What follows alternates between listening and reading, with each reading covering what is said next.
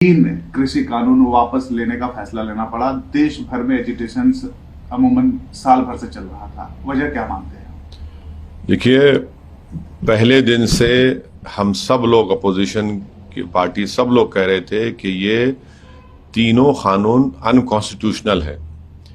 मोदी सरकार को कॉन्स्टिट्यूशन में कोई राइट ही नहीं था कि वो इस तरह कानून बनाए। दूसरा, ये सिर्फ कानून इसलिए बनाया गया क्योंकि मोदी अपने ईगो की सेटिस्फैक्शन के लिए, अपनी अनानियत और हम जिसको हिंदी में अहंकार के लिए उन्होंने ये कानून बनाया। और इस गलत और काले कानून की वजह से 700 किसानों को अपनी जानें खोनी पड़ी। अगर वो अपने ईगो को बाजू रखते, संविधान को सामने रखते, तो ये कानून बनता नहीं और ये 700 किसान अपनी जान उनको देनी नहीं पड़ती। तो ये फैसला बहुत देर के बाद हुआ है, बहुत देर लगा दी मेहरमा आते आते।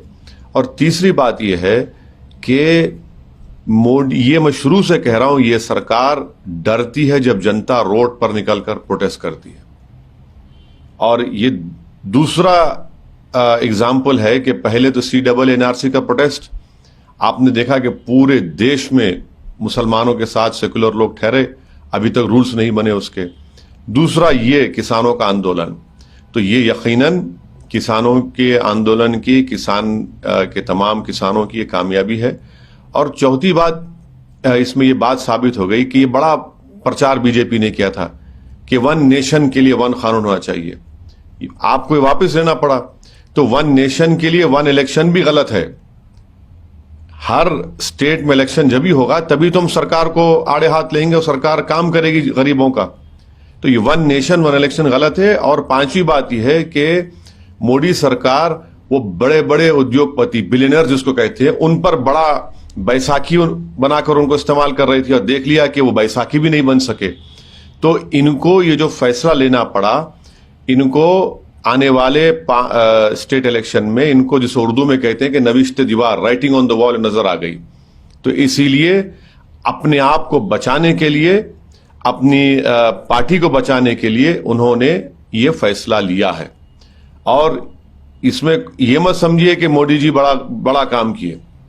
इनको नजर आ गया था कि देश इनके खिलाफ हो रहा है और चुनाव में जाना है उनको, उत्तर प्रदेश में, पंजाब में और 2-3 स्टेट में। इसलिए फैसला लिया गया। और शायर ने सही कहा था कि दहन पर है उनका गुमान कैसे कैसे, कलाम आते हैं दरमियान कैसे कैसे, जमीनो चमन गुल खिलाती है क्या क्या, बदलता है रंग आसमां कैसे कैसे।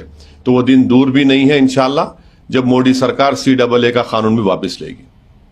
आप चाहते हैं कि जो कानून बने थे? नहीं, ये सब अनकॉन्स्टिट्यूशनल है ना, ये सब अनकॉन्स्टिट्यूशनल कानून है। आपने अपने ब्रूट मेजॉरिटी के ऊपर, अपने ईगो की सेटिस्फैक्शन के लिए, अपने अहंकार को सेटिस्फाई करने के लिए आपने इस तरह कानून बनाए। बिल्कुल गलत कानून है, इसका अनकॉन्स्टिट्यूशनल कानून है, चाहे फार्म लॉज हो। 1 साल प्रोटेस्ट चला। तो ये देखिए, मोदी सरकार सिर्फ प्रोटेस्ट करने वालों को हरास करती है, जेल में डालती है, UAPA लगाती है, मगर आज उनको जैसा हम बोलते हैं कि मट्ठी चाटना पड़ा, उनको अपना वापस लेना पड़ा। वो देख लिए कि ये सब उसमें उनका नुकसान हो रहा है।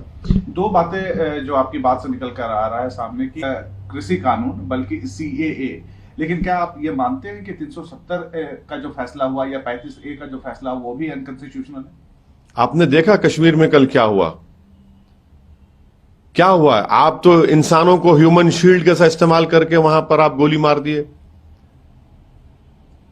क्या आप कह रहे हैं कि 370 हटाने के बाद कश्मीर स्टेबल हो गया? कहां स्टेबल हुआ? गृह मंत्री देश के श्रीनगर में है और पटाखे फुटते हैं, हजारों के साथ पटाखे फुटते हैं, और कल वहां पर ह्यूमन शील्ड के तौर पर इस्तेमाल किया गया और अब लाश भी नहीं देते। तो क्या हालात बदले कश्मीर? कुछ हालात नहीं बदले। आप सिर्फ अपनी जिद, अपने आइडियोलॉजिकल जो गोल्स हैं उसको पूरा करने के लिए अनकॉन्स्टिट्यूशनल तरीके से कानून बना रहे हैं पूरा। वो भी वापस होना चाहिए। नहीं, आप ये तो सब देखते जाइए ना आगे क्या क्या होता है।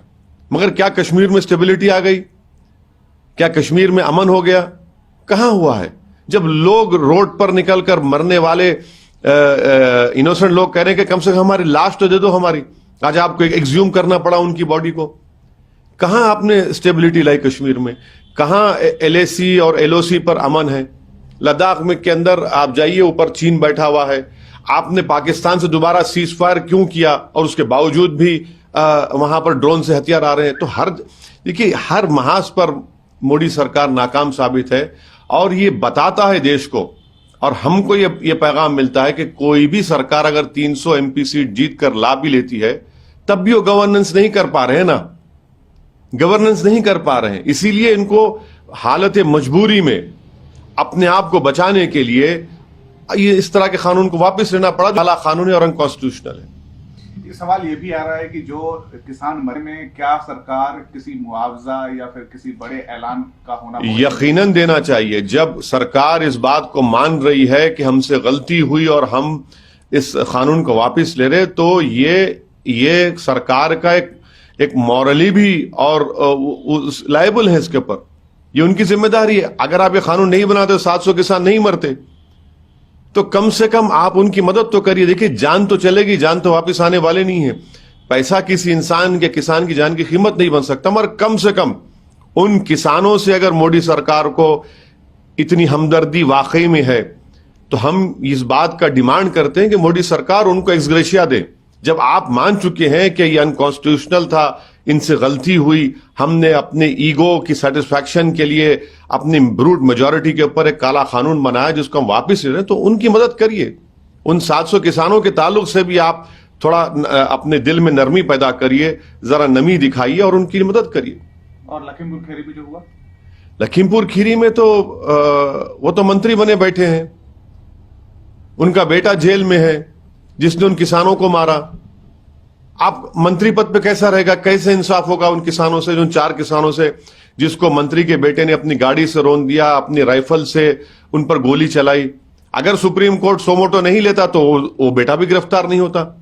तो ये भी तो देखना पड़ेगा ना।